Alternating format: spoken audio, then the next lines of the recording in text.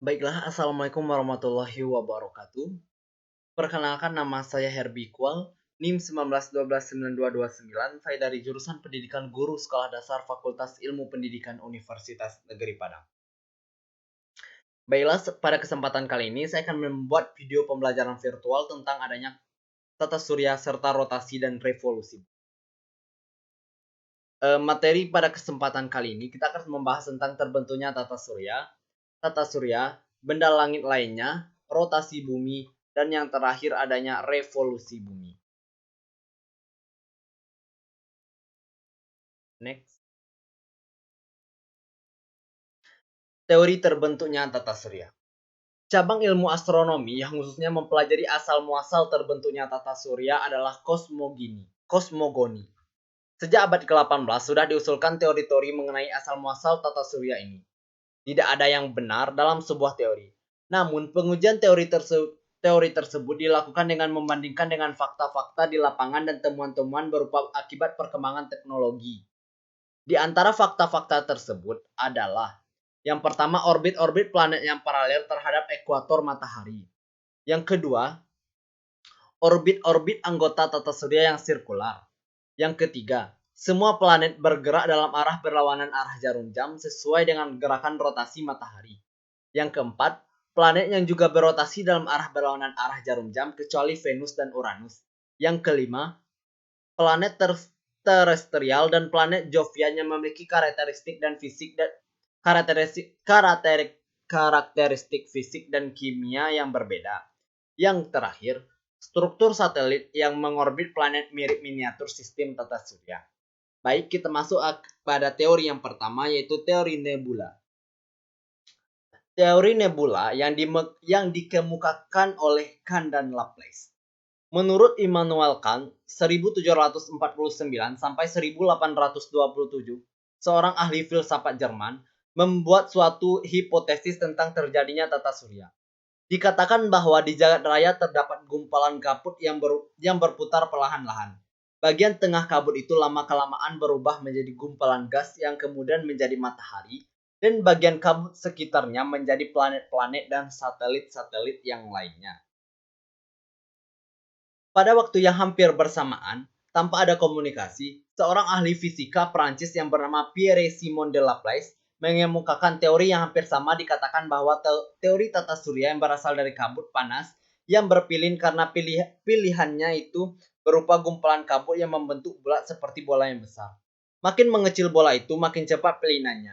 Akibatnya, bentuk bola itu merapat pada kutubnya dan melebar di bagian ekuatornya. Bahkan, sebagian massa gas di ekuator menjauh dari gumpalan intinya, membentuk gelang-gelang. Lama-kelamaan, gelang-gelang itu berubah menjadi gumpalan padat. Dari gumpalan-gumpalan itulah yang dinamakan planet dan satelit lainnya. Sedangkan bagian inti kabut itu tetap berbentuk gas pijar yang kita lihat sebagai matahari saat sekarang ini.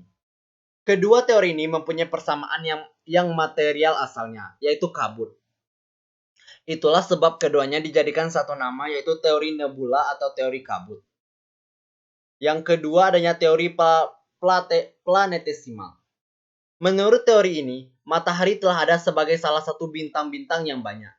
Pada suatu masa, ada sebuah bintang yang berpapasan pada jarak yang tidak terlalu jauh.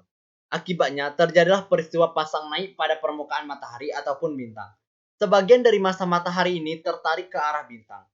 Pada waktu bintang itu menjauh, menurut Moulton dan Chamberlain, sebagian dari massa matahari itu jatuh kembali ke permukaan matahari, dan sebagian lain terhambar ke ruang angkasa sekitar matahari. Hal inilah yang dinamakan planetesimal yang kemudian menjadi planet-planet yang beredar pada orbitnya. Yang keempat adanya teori pasang surut. Yang ketiga adanya teori pasang surut.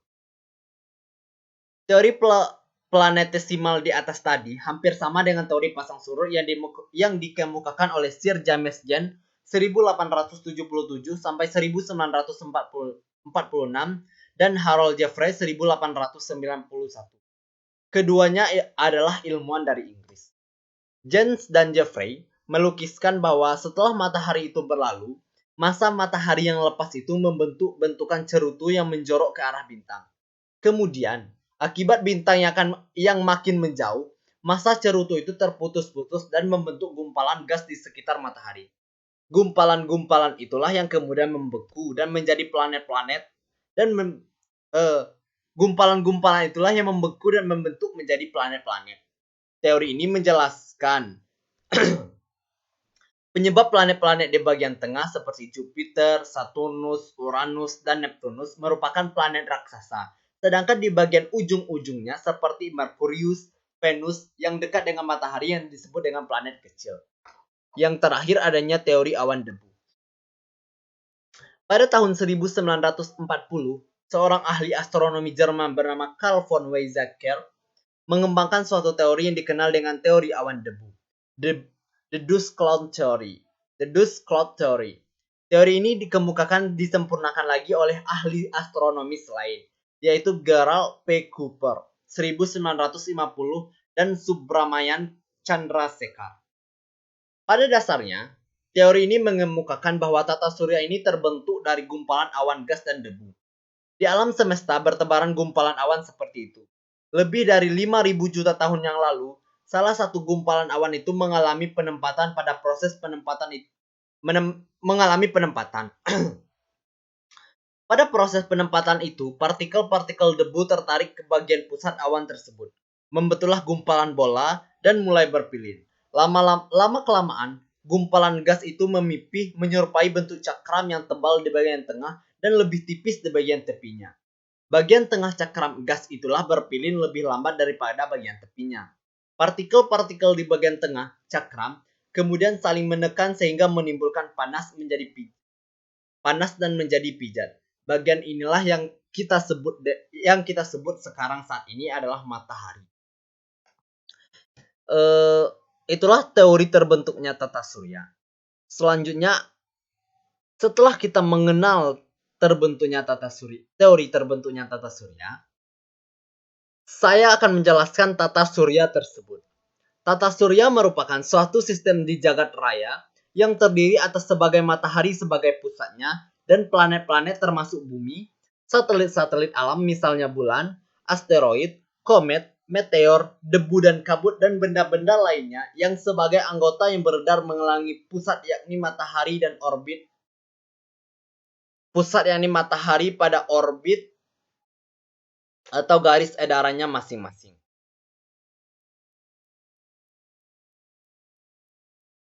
Jadi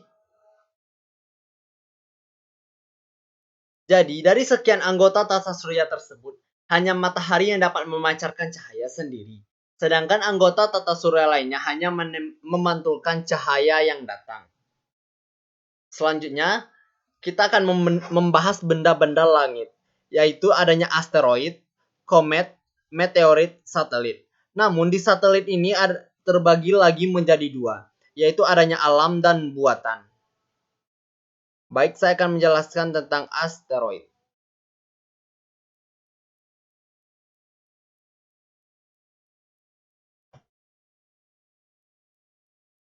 Asteroid atau planetoid adalah planet-planet kecil yang banyak dan beredar pada orbitnya di antara orbit Mars dengan orbit Jupiter. Yang kecil ada yang berdiameter 1 km, yang lainnya kebanyakan sebesar bulan. Maaf, suara saya lagi serak. Orbitnya tidak hanya di antara Mars dan Jupiter. Ada asteroid yang lebih dekat dengan bumi daripada Mars, dan ada pula yang daripada Jupiter dan diukur dari matahari. Beberapa di antaranya bahkan ada yang bergerak mendekati matahari, seperti Icarus dan Apollo yang mengorbit di sekitar Jupiter dinamakan asteroid Troya. Dari lintasan asteroid yang utama dinamakan sabu asteroid. Berdasarkan zona orbitnya, orang mengira bahwa asteroid berasal dari material pembentuk Jupiter yang karena jauh dari intinya bertebaran di tempat itu. Pendapat lain menyatakan bahwa asteroid berasal dari sebuah planet yang beredar di antara Mars dan Jupiter. Planet itu telah pecah dan pecahan-pecahannya bercecer sepanjang berkas orbit. Sekalipun jarak antara asteroid sekitar 1.000.000 kilometer, tidak menutupi kemungkinan terjadinya tabrakan di antara sesamanya. Jika terjadi tabrakan, asteroid itu akan hancur menjadi meteoroid. Mungkin meteor yang masuk ke atmosfer bumi ada juga yang berasal dari pecahan asteroid itu.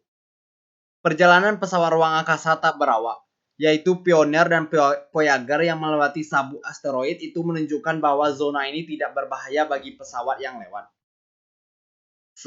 Selanjutnya yaitu komet. Komet merupakan anggota tata surya yang beredar mengelilingi matahari dan menerima energi dari matahari. Meskipun komet disebut bintang berekor, komet bukan tergolong bintang alam dalam artian sebenarnya. Komet adalah kumpulan bongkahan-bongkahan batu yang diselubungi oleh kabut gas. Ketika mendekati matahari, mengeluarkan gas yang bercahaya pada bagian kepala dan semburan yang terlihat pada ekor. Semakin dekat komet dengan matahari, maka semakin besar tekanan cahaya matahari yang diterimanya dan semakin panjang ekornya. Bagian-bagian komet ini terdiri dari kepala komet, inti komet, penyelubung inti komet, dan ekor komet. Selanjutnya meteorit. Meteor adalah semacam debu angkasa yang bergerak dengan kecepatan rata-rata 60 km per detik. Di ruang angkasa banyak terdapat benda-benda angkasa padat yang berterbangan secara acak atau tidak beraturan. Benda-benda tersebut mungkin pecahan asteroid, atau mungkin ekor komet yang tercecer atau pecahan benda langit yang lainnya. Benda-benda tersebut dinamakan meteor. Pada beberapa malam di bulan Desember 1988, terjadi hujan meteor yang dikenal dengan Gemini Shower. Meteor yang mendekati dan bahkan jatuh ke bumi disebabkan oleh gaya gravitasi bumi.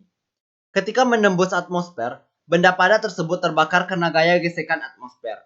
Gesekan tersebut menimbulkan cahaya yang tampak dari bumi sebagai bintang pindah atau bintang yang jatuh.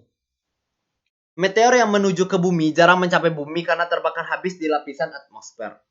Namun demikian, ada juga meteor yang jatuh sampai ke bumi karena belum habis terbakar ketika memasuki lapisan atmosfer.